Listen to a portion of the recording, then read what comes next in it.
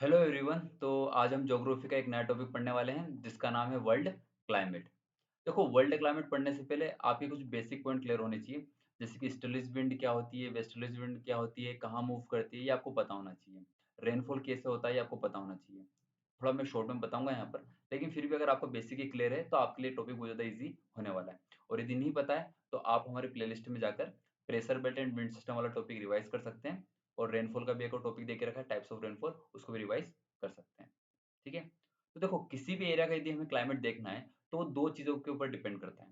पहला कि उसकी लैटिट्यूड क्या है ना, कि वो जो एरिया है वो किस लैटिट्यूड पर है ना।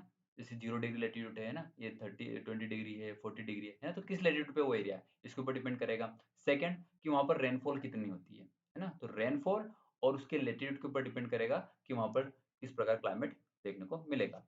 एग्जाम्पल यहाँ समझ सकते हैं कि मान लो ये अर्थ है और ये सन है, तो देखो सन की मैक्सिमम रेज इस एरिया में ज़्यादा आती है, ट्रॉपिक ऑफ कैंसर और ट्रॉपिक ऑफ कैप्रिकॉर्न के बीच में। और वहीं अगर हम इसके ऊपर की बात करें, ट्रॉपिक ऑफ कैंसर और ट्रॉपिक ऑफ कैप्रिकॉर्न के ऊपर की बात करें, तो यहाँ पर सन की रेज़ क्या है, बहुत स्लांट जाती है, बहुत तिरछी जाती है। तो वहाँ पर टेम्परेचर भी क्या होता है, थोड़ा कम होता है। अब टेम्परेचर कम होगा तो वहाँ की वेजिटेशन भी वैसी होगी, ठीक है? और सारी क्लाइमेटिकल कंडीशन भी उसी प्रकार की देखने को मिलेगी, ठीक है? सेकंड पॉइंट, कि वहाँ पर कौन-सी विंड चलती है। अब जिन्होंने वो टॉपिक पढ़ा होगा उन्हें पता होगा कि ये जो एरिया है यहाँ पे ईस्टर्लीज विंड चलती है ना? इसकी डायरेक्शन लगभग ईस्ट से वेस्ट होती है ना? और यहाँ पर कौन-सी विंड चलती है 30 से 66 के बीच में? यहाँ चलती है वेस्टर्लीज विंड, है ना? कुछ इस तरह से चलती है।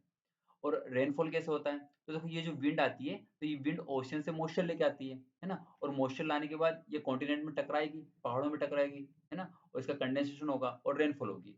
क्लियर है? तो देखो, मान लो कि ये जो एरिया, हम इस एरिया की बात कर रहे हैं, है ना? यहाँ कौन सी विंड चलती है? ईस्टर्लीज विंड चलती है। अब मान लो ये विंड इधर से आ रही है, ठीक है? ओशन के ऊपर से आ रही है, साथ में मॉइस्चर लेके आ रही है, ठीक है? अब ये सी वाला जो एरिया होगा इस कॉन्टिनेंट का, मतलब इस कॉन्टिनेंट का सबसे ईस्टर्न वाला एरिया अगर हम देखें, तो यहाँ पर ये किसी पहाड़ों से टकराएगी, है ना? इसके बाद मॉइस्चर होगा विंड के पास, तो यहाँ पर रेनफॉल कर देगी, ठीक है? वहीं ये विंड थोड़ा-सा और आगे जाएगी, यानी कि बी वाले पार्ट में जाएगी। तो विंड का जो मॉइस्चर है, वो थोड़ा और कम हो जाएगा, क्योंकि यहाँ पे रेनफॉल हो चुकी है ना ऑलरेडी। तो यहाँ पे और कम रेनफॉल होगी, है ना? और अगर ये विंड और आगे जाएगी, यानी कि ए पॉइंट तक पहुँचेगी, कॉन्टिनेंट के वेस्टर्न पॉइंट तक पहुँचेगी, तो इस विंड का मॉइस्चर तो बिल्कुल ही कम हो गया होगा, है ना? तो यहाँ रेनफॉल हो पाएगी क्या? नहीं हो पाएगी। तो देखो, इसी कॉन्टिनेंट में, इसी लैटीट्यूड में टेम्परेचर भले ही सेम हो सकता है, लेकिन इस विंड के कारण यहाँ रेनफॉल ज़्यादा हो रहा है, यहाँ पर रेनफॉल से कंपैरिज़न में थोड़ा कम हो रहा है, और इसके कंपैरिज़न में यहाँ पे थोड़ा थोड़ा क्या, बहुत ही कम हो रहा है ना?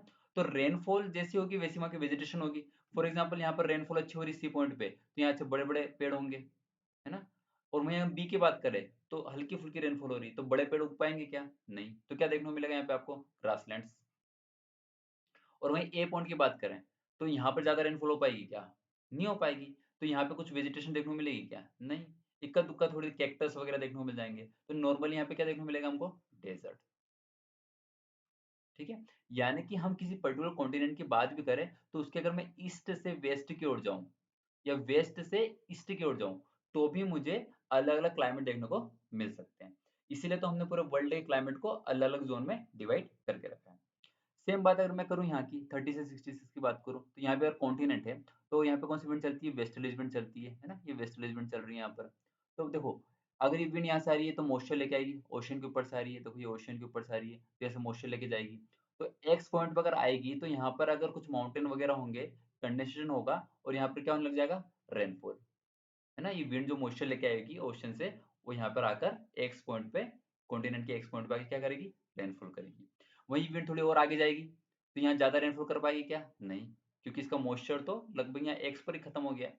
थोड़ा बहुत मॉइस्चर रहेगा तो वाई पे रेनफॉल करेगी, और जेड तक पहुँचते-पहुँचते इसके पास मॉइस्चर होगा क्या? नहीं, है ना? तो सेम यहाँ पर भी अगर मैं एक्स से वाई और वाई से जेड जाऊँ, तो कॉन्टिनेंट के यहाँ पर वेस्ट से ईस्ट जाने पर या ईस्ट से वेस्ट जाने पर मुझे अलग-अलग क्लाइमेट देखने को मिल सकते हैं।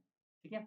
तो इसी आधार पर हमने इस पूरे क्लाइमेट को अलग-अलग ज़ोन में डिवाइड कर दिए हैं, क्योंकि अलग-अलग ज़ोन में अलग-अलग रेनफॉल हो रही है, अलग-अलग वेजिटेशन मिल रही है और अलग-अलग टेम्परेचर देखने को मिल रहा है। तो आइए एक-एक करके हम समझते हैं, है ना? तो देखो, इसको हमने डिवाइड करके रखा है। देखो, पहले तो 0 से लेके 10 डिग्री या कहीं पे 5 डिग्री नॉर्थ या 5 डिग्री साउथ भी दे के रखा है। इस एरिया में जो क्लाइमेट हमें देखने को मिलता है, वैसे एक-एक करके हम पढ़ेंगे आगे, लेकिन फिलहाल अपन थोड़ा नाम से फ़ैमिलियर हो जाते हैं। तो यहाँ पे जो क्लाइमेट देखने को मिलता है उसको हम बोलते हैं इक्वेटोरियल टाइप क्लाइमेट, ठीक है? वहीं हम जाएँगे 10 डिग्री से 30 डिग्री के बीच में, है ना? तो वहीं मैंने बात करी कॉन्टिनेंट की, तो यहाँ भी ईस्टर्लीज़ विंड चलती है। तो देखो ईस्टर्लीज़ विंड चलती होगी तो इस एरिया में, ईस्टर्न साइड में, है ना? देखो इस टाइम इस एरिया में, ईस्टर्न साइड में, कॉन्टिनेंट के ईस्टर्न साइड में रेनफॉल होगी, है ना?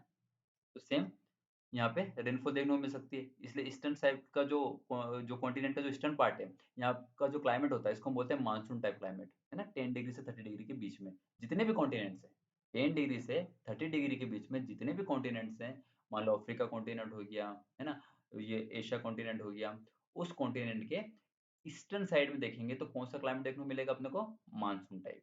वहीं अगर हम पूरे वर्ल्ड के 10 डिग्री से 30 डिग्री के बीच में अगर मिडल में देखें, कॉन्टिनेंट के मध्य भाग में देखें, तो वहाँ पे कौन-सा कॉन्टिनेंट देखने को मिलता है? Savanna type. एग्ज़ाम्पल समझ सकते हो, देखो यहाँ पे रेनफॉल होती होगी, ईस्टर्ली जाती होगी, तो यहाँ बड़े-बड़े पेड़ देखने को मिल सकते हैं मानसून टाइप क्लाइमेट में। और यहाँ विंड आगे जाएगी, तो मॉइस्चर ज़्यादा होगा किसके पास? नहीं होगा, तो यहाँ ग्रासलैंड देखने को मिलेंगे। इसलिए हम बोलते हैं ना सवाना ग्रासलैंड, है ना? तो इसलिए ग्रासलैंड देखने को मिलेंगे, ठीक है? वहीं अगर हम 10 से 30 डिग्री के वेस्टर्न साइड जाएँ कॉन्टिनेंट के, तो वहाँ पर ज़्यादा रेनफॉल हो पाएगी क्या? नहीं। तो क्या होगा वहाँ पे? सूखा होगा और क्या देखने को मिलेगा? डेज़र्ट, है ना? इसीलिए 10 से 30 डिग्री के वेस्टर्न मार्जिन पर हमें जो क्लाइमेट देखने को मिलता है उसको हम बोलते हैं डेज़र्ट टाइप क्लाइमेट। सेम अगर हम 30 से 45 डिग्री के बीच में जाएँ, तो उसके वेस्टर्न मार्जिन पे मतलब हर कॉन्टिनेंट की बात कर रहा हूँ, अगर मैं इस वर्ल्ड की मैप को देखूँ, है ना? तो इस वर्ल्ड की मैप में देखो, जैसे कि मैं 10 से 30 की बात करूँ तो ये भी कॉन्टिनेंट है यहाँ पर, इधर भी कॉन्टिनेंट है, इधर भी कॉन्टिनेंट है। तो इस कॉन्टिनेंट के वेस्टर्न पार्ट पे, इसके वेस्टर्न पार्ट पे, इसके वेस्टर्न पार्ट पे एक जैसा क्लाइमेट होगा। इसके भी बीच मिडल में, इसके मिडल में, इसके मिडल में एक जैसा, और इसके वेस्टर्न मार्जिन में, इसके वेस्टर्न मार्जिन में और इसके वेस्टर्न मार्जिन में एक जैसा ही क्लाइमेट देखने को मिलेगा। ठीक है? तो हम कहाँ थे? यहाँ पे, है ना? तो सेम देखो यहाँ पे 30 से 45 डिग्री के बीच में जाएँगे तो उसके वेस्टर्न मार्जिन में जैसा क्लाइमेट देखने को मिलता है उसको हम बोलते हैं मेडिटेरेनियन टाइप क्लाइमेट। अभी हम डिटेल में सबको पढ़ेंगे। बीच में जो क्लाइमेट देखने को मिलता है उसको बोलते हैं हम स्टेपी टाइप क्लाइमेट, है ना? और इसके ईस्टर्न साइड में जो क्लाइमेट देखने को मिलता है उसको हम बोलते हैं चाइना टाइप या गल्फ टाइप क्लाइमेट। वहीं ऊपर हम जाए 45 डिग्री से 66 के बीच में, तो इसके वेस्टर्न मार्जिन पे हमें देखने को मिलता है ब्रिटिश टाइप क्लाइमेट। इसके मिडल में देखने को मिलता है हमको साइबेरियन टाइप क्लाइमेट या टाइगर टाइप क्लाइमेट, और इसके ईस्टर्न मार्जिन में हमें देखने को मिलता है लोरेशियन टाइप क्लाइमेट। और वहीं 66 से 90 के ऊपर जाएँ, तो यहाँ पर पूरी बर्फ की चादर होती है, सन की रेज़ बहुत स्लांट जाती है। तो ओवरऑल इस प्रकार के क्लाइमेट को हम बोलते हैं टुंड्रा टाइप क्लाइमेट। ठीक है? तो आइए हम एक-एक करके पढ़ना स्टार्ट करते हैं। तो सबसे पहले हम स्टार्ट करते हैं इक्वेटोरियल टाइप क्लाइमेट, है ना? तो मैंने पहले ही बताया था इक्वेटोरियल टाइप क्लाइमेट का एरिया रीजन कौन सा हो जाएगा? 5 डिग्री नॉर्थ से लेके 5 डिग्री साउथ, ठीक है? कहीं की जगह 10 डिग्री नॉर्थ या 15 डिग्री नॉर्थ या 15 डिग्री साउथ भी बता के रखा है। अब यहाँ पे क्या होता है? अब यहाँ पे सन की रेज़ डायरेक्ट आती है ना? सन की रेज़ यहाँ पर डायरेक्ट आती है, बहुत ज़्यादा आती है। अब सन की रेज़ अगर डायरेक्ट आएगी तो क्या होगा? टेम्परेचर ज़्यादा होगा, ठीक है? और किसी भी पार्ट में अगर टेम्परेचर ज़्यादा होगा, तो वहाँ पर इवोपरेशन इवेपोरेशन भी ज़्यादा होगा। किसका इवेपोरेशन? पानी का, है ना? ओशन के ऊपर टेम्परेचर बढ़ेगा तो इवेपोरेशन ज़्यादा होगा, भाप ज़्यादा ऊपर जाएगी। जैसे-जैसे इवेपोरेशन होगा, ऊपर जाने पर जो गैसेस है ना? और जो वाटर के मॉलिक्यूल्स है, वो कंडेंस होंगे और क्या होगा वहाँ पे? क्लाउड्स बनेंगे, और क्लाउड्स बनने के कारण वहाँ पे बहुत ज़्यादा रेनफॉल भी देखने को मिलेगी। और अगर बहुत ज़्यादा रेनफॉल होगी, तो वहाँ पे जो वेजिटेशन होगी, वो भी कैसी होगी? बिल्कुल हरी-भरी, है ना? बिल्कुल एवरग्रीन। क्लियर है? तो ये माइंड में, दिमाग में होना चाहिए। तो आइए इसके एक-एक चीज़ डिटेल में पढ़ते हैं। सबसे पहले इक्वेटोरियल टाइप क्लाइमेट को हम अलग-अलग नाम से जानते हैं ना? तो इसको द हॉट टाइप क्लाइमेट, है ना? या तो wet equatorial type climate, equatorial rain forest climate इत्यादि नामों से जाना जाता है। सेकंड, अगर मैं इसके डिस्ट्रीब्यूशन की बात करूँ, तो मैंने बताया 5 डिग्री नॉर्थ या 5 डिग्री साउथ, लेकिन अगर यहाँ पे 10 डिग्री नॉर्थ या 10 डिग्री साउथ भी देके रखा हो कहीं, और कहीं पर 15 डिग्री नॉर्थ या 15 डिग्री साउथ भी देके रखा हो, तो भी कन्फ्यूज़ होना नहीं है ना, वहाँ के पार्ट की बात कर रहे हैं, है ना? एग्ज़ाम्पल क्या हो जाएँगे इस एरिया के, है ना? तो देखो यहाँ पे, इस एरिया में देखोगे, तो ये है यहाँ पर अपना अमेज़न फॉरेस्ट, नाम सुना होगा आपने, है ना? इधर कोंगो, है ना? कोंगो का एरिया हो गया, मलेशिया का एरिया हो गया, है ना? तो इन सब एरिया में हमें इक्वेटोरियल टाइप क्लाइमेट देखने को मिलता है, ठीक है? वहीं अगर हम टेम्परेचर की बात करें, तो मैंने स्टार्टिंग में बताया था, यहाँ सन की रेज़ डायरेक्ट आती रहती है, साल भर लगभग सन की रेज़ आती रहती है यहाँ पर, है ना? डायरेक्टली। तो यहाँ पे टेम्परेचर ओवरऑल ज़्यादा ही होता है, ठीक है? लेकिन एक जैसा होता है, क्योंकि सन हमेशा होता ही है ना यहाँ पे, हमेशा अवेलेबल है सन। तो यहाँ पे एक जैसा टेम्परेचर होता है, यानी कि यूनिफ़ॉर्म टेम्परेचर होता है। और अगर इसका पूरा मीन निकालें पूरे साल भर का, तो मीन टेम्परेचर इसका लगभग है 27 डिग्री सेल्सियस। क्लियर है? डायरेक्ट चीज़ें इसको डायरेक्ट याद करना है। सेकंड, अगर मैं क्लाइमेट की बात करूँ तो देखो सन की रेज़ यहाँ पे साल भर होती है, डायरेक्ट आती है, तो यहाँ ठंड का मौसम हो पाएगा क्या? विंटर हो पाएगी क्या? नहीं, है ना? तो इस प्रकार की क्लाइमेट में नो विंटर, कोई विंटर नहीं देखने को मिलेगी। वहीं अगर यहाँ पे अपन स्टार्टिंग में समझ चुके हैं टेम्परेचर ज़्यादा है, तो इवेपोरेशन ज़्यादा होगा, तो इसी कारण से यहाँ पे हेवी प्रेसिपिटेशन यानी कि बहुत ज़्यादा रेनफॉल देखने को मिलती है।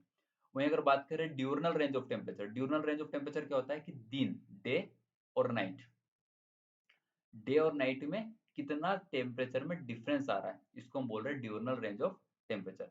फॉर एग्जांपल कि दिन में टेम्परेचर चले गया 30 डिग्री और रात को चले गया मान लो कि 10 डिग्री, तो बहुत ज़्यादा अंतर आ गया ना दोनों में। तो ऐसे केस में हम बोलेंगे कि डिurnal रेंज ऑफ टेम्परेचर बहुत ज़्यादा है। लेकिन अगर मैं बात करूँ इक्वेटोरियल टाइप क्लाइमेट में, तो वहाँ पर डिurnal रेंज टेम्परेचर बहुत स्मॉल होता है, लगभग कम ज़्यादा। दिन में 27 डिग्री सेल्सियस टेम्परेचर है, तो रात को भी लगभग 25 डिग्री तक चल जाएगा, 24 डिग्री तक चल जाएगा, है ना? तो डिurnal रेंज टेम्परेचर भी यहाँ पे स्मॉल होता है। वहीं प्रेसिपिटेशन अपन ऑलरेडी समझ चुके हैं, बहुत ज़्यादा हेवी प्रेसिपिटेशन देखने को मिलेगा। लगभग देखा तो एवरेज 150 सेंटीमीटर रेनफॉल देखने को मिलेगा आपको, है ना? नॉर्मल देखा जाए तो 250 सेंटीमीटर से लेके 300 सेंटीमीटर तक यहाँ पे रेनफॉल होती है। ऐसा कोई भी मंथ नहीं जाता कि जिसमें रेनफॉल ना हो। लगभग देखा जाए तो पर मंथ, अगर मंथ के हिसाब से देखा जाए तो on an average 6 centimetre rainfall इस एरिया में देखने को मिलती है ना? ये हम समझ चुके, टेम्परेचर ज़्यादा होगा, इवेपोरेशन ज़्यादा होगा, तो प्रेसिपिटेशन भी ज़्यादा होगा। और प्रेसिपिटेशन ज़्यादा होगा तो वेजिटेशन भी वैसी होगी, है ना? बिल्कुल हरे-भरे रेन फॉरेस्ट देखने को मिलेंगे, है ना? तो इस प्रकार के फॉरेस्ट को हम बोलते हैं ट्रॉपिकल रेन फॉरेस्ट। और यहाँ पर क्या है, बहुत बड़े-बड़े पेड़ देखने को मिलेंगे आपको, है ना? बहुत हार्डवुड होंगे क्योंकि पानी बहुत ज़्यादा तो बहुत हार्ड होते हैं। और अच्छा यहाँ पे बहुत ज़्यादा रेनफॉल होती है तो बहुत ज़्यादा जंगल भी बड़ा होता है ना? तो क्या होता है कि सन की रेज़ भी कम आ पाती है, इसलिए पेड़ भी बड़े ऊँचे-ऊँचे होते हैं, है ना? और बहुत हार्ड होते हैं। एग्ज़ाम्पल क्या है इसके, महोगनी, एनी, एबोनी, है ना? और भी बहुत सारे एग्ज़ाम्पल हो सकते हैं। लेकिन मैंने वेजिटेशन ऑफ इंडिया वाला जो टॉपिक पढ़ा है, उसको यहाँ पे डिटेल में मैंने बता के रखा है ना? आप उसमें जाके उसको पढ़ सकते हैं। वहीं अगर हम बात करें, ये जो रेन फॉरेस्ट है, इसको अगर मैं देखूँ अमेज़न वाले एरिया में, है ना? ये देखो अमेज़न वाले एरिया में जो रेन फॉरेस्ट है अपना इक्वेटोरियल रेन फॉरेस्ट या एवरग्रीन फॉरेस्ट, इसको यहाँ पे सेल्वास के नाम से जानते हैं। किस नाम से जानते हैं? सेल्वास के नाम से, है ना? तो इन द अमेज़न फॉरेस्ट, जो डेंस फॉरेस्ट उसको हम क्या बोलते हैं? सेल्वास, ठीक है? तो यहाँ पर हमने सारे पॉइंट्स इसके कवर कर लिए, ठीक है? तो यहाँ पर हमने पढ़ लिया इक्वेटोरियल टाइप क्लाइमेट, इसके बाद हम पढ़ेंगे ट्रॉपिकल मानसून टाइप क्लाइमेट, है ना? तो एक-एक करके इसको अलग-अलग पार्ट्स में बनाएँ ताकि आप इसको अच्छे से समझ सको, ठीक है? तो फिलहाल इस टॉपिक को यहीं पे समाप्त करते हैं। नेक्स्ट टॉपिक आप क्लास में नेक्स्ट टॉपिक पढ़ना।